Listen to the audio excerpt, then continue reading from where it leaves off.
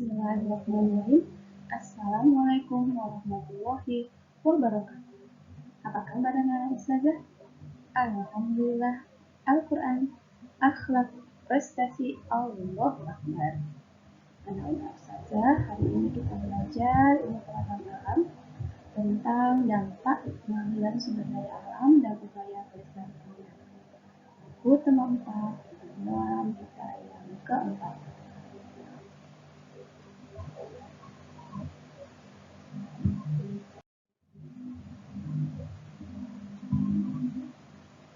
Anak-anak ustazah, ini ada dalam KD 318 menjelaskan pentingnya upaya keseimbangan dan pelestarian sumber daya alam di lingkungannya. Tujuan pembelajaran, siswa mengetahui dampak pengambilan sumber daya alam dan siswa memahami upaya pelestarian sumber daya alam.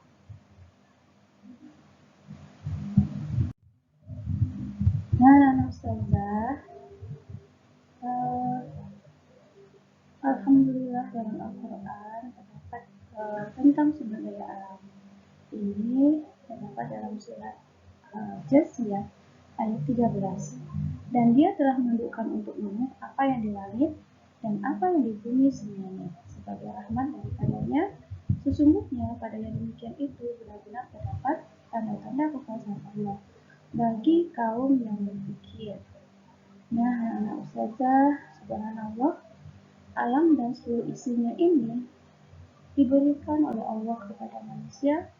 Kenapa? Karena manusia diberi potensi, yaitu ilmu pengetahuan, akal, untuk bisa menjaga alam ini biar terjaga dan terawat dengan baik.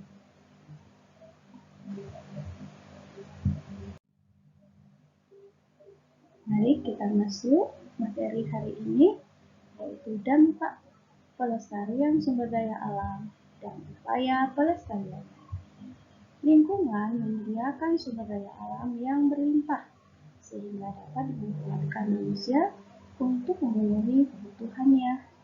Namun, kelestarian sumber daya alam akan terancam jika manusia tidak memanfaatkannya dengan bijak. Berikut dampak dari pengambilan sumber daya alam dan upaya pelestariannya. Yang pertama, berkurangnya daerah resapan air hujan karena hutan yang gundul. Anak-anak ustazah, hutan yang gundul karena penebangan besar-besaran akan mengurangi daerah resapan air hujan.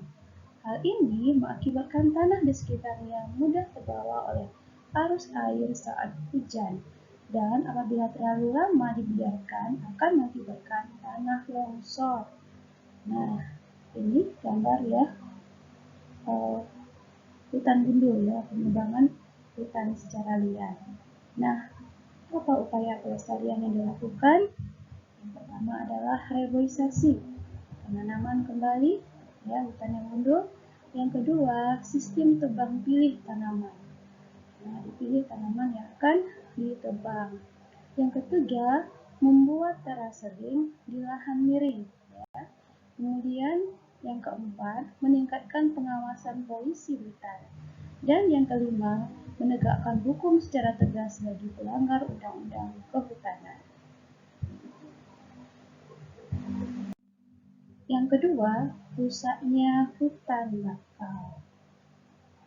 Fungsi hutan bakau di tepi pantai antara lain untuk menahan gelombang air laut, tempat hidup berbagai hewan dan tumbuhan, serta menjaga keanekaragaman hayati. Saat ini hutan bakau di tepi pantai banyak dirusak dan ditebang untuk keperluan pembangunan. Jika dibiarkan terus-menerus akan terjadi pengikisan pantai yang akan menyebabkan longsor, erosi pantai, bahkan banjir. Ya, ini contoh bakau yang di tepi pantai yang sudah rusak ya. Nah, kemudian upaya pelestarian yang dilakukan, yang pertama adalah reboisasi hutan bakau. Yang kedua, membuat undang-undang yang tegas untuk menjaga kelestarian hutan bakau. Yang ketiga, membersihkan hutan bakau dari sampah dan limbah. Ya, anak ustazah. Selanjutnya adalah yang ketiga, lingkungan yang rusak akibat pertambangan terbuka. Ya. Kegiatan pertambangan hampir selalu mengakibatkan dampak kerusakan terhadap lingkungan. Berikut adalah beberapa dampak yang ditimbulkan. Yang pertama adalah kerusakan hutan di daerah tambang. Ya. Yang kedua, pencemaran udara akibat debu dan asap. Yang ketiga, pencemaran air dan tanah akibat limbah buangan. Nah, ini dia ya kegiatan pertambangan yang meninggalkan lubang-lubang besar ya di sebuah tempat ya, sehingga akan merusak lingkungan sekitarnya. Nah, apa upaya pelestarian dilakukan? Yang pertama adalah pengolahan limbah tambang dengan baik ya. Yang kedua, perbaikan lingkungan setelah pertambangan selesai.